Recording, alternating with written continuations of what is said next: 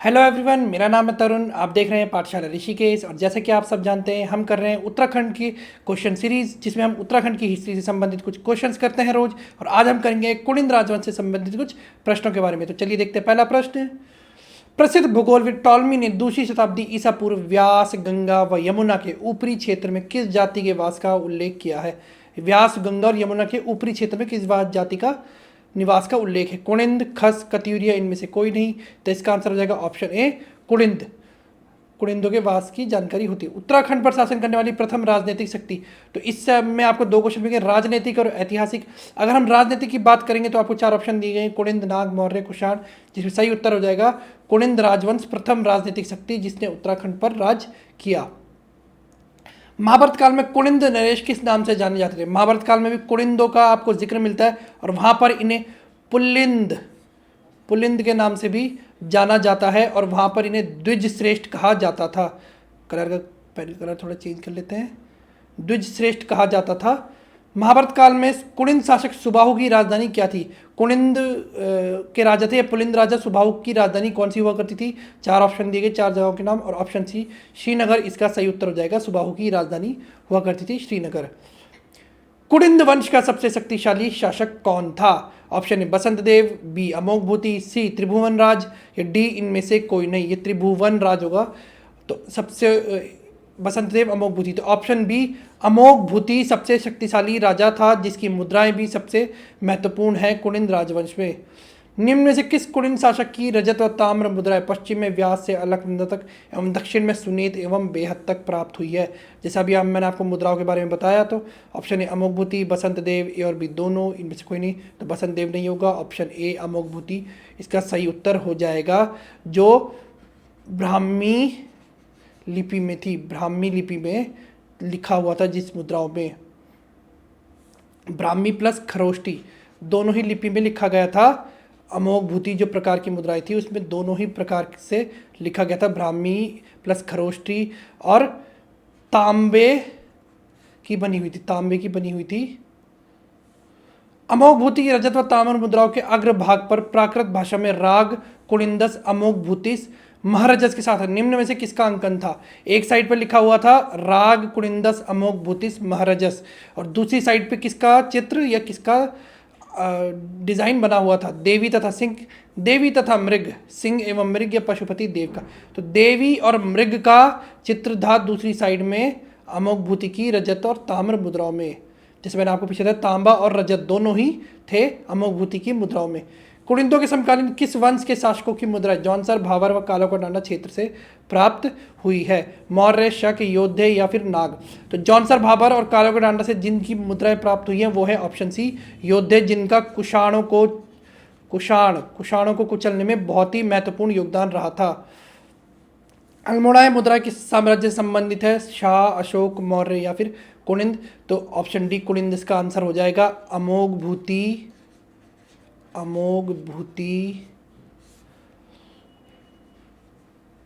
अल्मोड़ा और छत्रेश्वर, ये तीन प्रकार की मुद्राएं हुआ करती थी जो कुणिंद राजवंश में बहुत ही प्रसिद्ध हुई। निम्नांकित में से कौन कुणिंद नरेशों से संबंधित है? विग्रहराज, पृथ्वीराज, धनभूति, अमोघ भूति, कृष्णदेव राय, राम राय या अशोक चल, कराचल?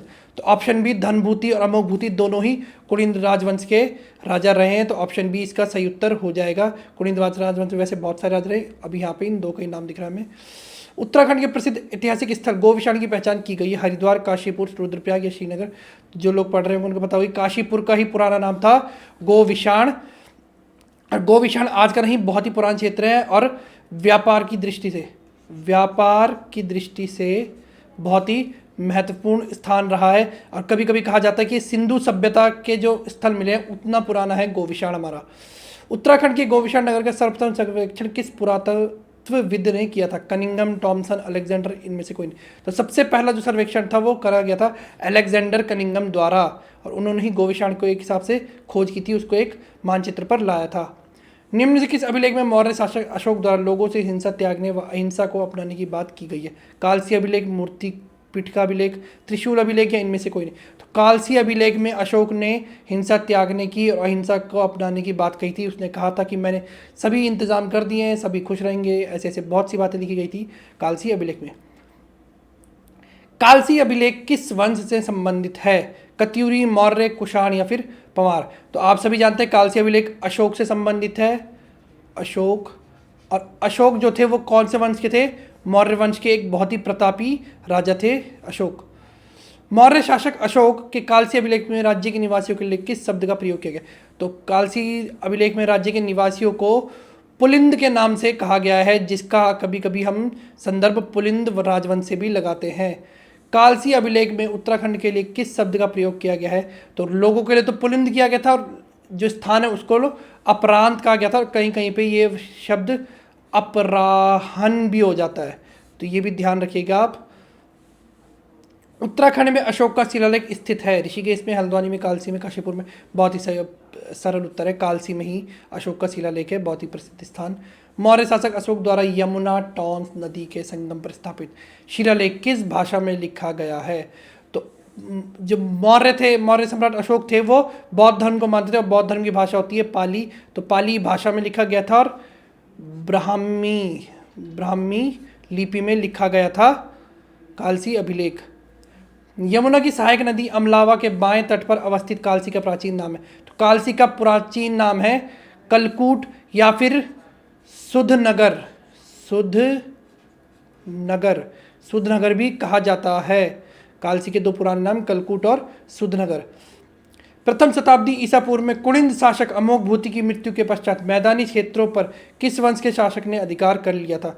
जब अमोघ भूति की मृत्यु हो गई तो जो कुणिंद वंश था वो भी अपने एक डिक्लाइनिंग फेज पर आ गया था। इस वजह से जो मैदानी क्षेत्र पर था वहाँ पर शकों का राज हो गया था, और जो तराई क्षेत्र था, तराई क्षेत्र, वहाँ पर आ गए थे आपके कुषाण, क्योंकि उस समय कुषाण बहुत पीक पर थे। कुषाणों का राजा था कनिष्क, इसी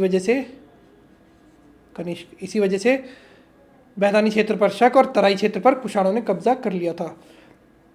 अगला क्वेश्चन, निम्न में से कौन सा क्षेत्र शक संवत का प्रचलन, सूर्य मूर्तियों, मंदिर की उपस्थिति तथा शकों के अधिकार की पुष्टि करता है? कुमाऊं क्षेत्र, गढ़वाल क्षेत्र, कालागिरी का क्षेत्र, इनमें से कोई नहीं। तो देखिए आप यहाँ शक संवत, सूर्य मूर्तियों, मंदिरों की उपस्थिति तथा शकों के अधिकार की पुष्टि अगर हम देखें तो कुमाऊं क्षेत्र, कुमाऊं का कटारमल सूर्य मंदिर बहुत ही प्रसिद्ध है, तो यही इसका सही उत्तर होगा, ऑप्शन ए कुमाऊं क्षेत्र। निम्न में से किस स्थान में कुषाणकालीन अवशेष प्राप्त हुए? वीरभद्र, मोरध्वज, कोटद्वार, गोविशाण, काशीपुर या फिर ये सभी? तो तीनों ही स्थान से हमें कुषाणकालीन अवशेष प्राप्त हुए हैं, तो ऑप्शन डी ये सभी इसका सही उत्तर हो जाएगा।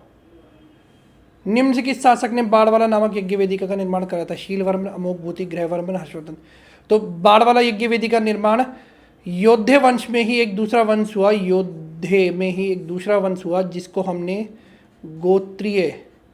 गोत्रीय वंश के नाम से जाना, और उसी के राजा हुए शीलवर्मन, जिन्होंने बाढ़ वाला यज्ञ वेदिका का निर्माण कराया, तो ऑप्शन ए सही उत्तर हो जाएगा। निम्न में से कौन सम्मिलित नहीं है? पुराना नाम दिया गया, नया नाम। वीरभद्र ऋषिकेश, गोविशाण काशीपुर, कालोकाडांडा टिहरी, मोरध्वज कोटद्वार। तो वीरभद्र ऋषिकेश सही मानेंगे हम, क्योंकि वीरभद्र आज भी ऋषिकेश में स्थित है। गोविशाण काशीपुर अभी पीछे बताया। मोरध्वज कोटद्वार का पुराना नाम। कालोकाडांडा टिहरी का पुराना नाम नहीं, कालोकाडांडा लैंसेडॉन का पुराना नाम है, तो ऑप्शन बी इसका सही उत्तर हो जाएगा। ऐसी ही जानकारी के लिए जुड़े रहिए पाठशाला ऋषिकेश के। हमारे चैनल को सब्सक्राइब कीजिए। वीडियो पसंद आई तो लाइक कीजिए, कमेंट कीजिए, अपनी राय बताइए कि आप किस मैटर पर, किस सब्जेक्ट पर क्वेश्चन सीरीज चाहते हैं। उत्तराखंड से संबंधित जो भी टॉपिक है आप उसको कमेंट बॉक्स में बता सकते हैं। हमें इंस्टाग्राम, फेसबुक और टेलीग्राम पे फॉलो कीजिए और जुड़े रहिए पाठशाला ऋषिकेश से। धन्यवाद।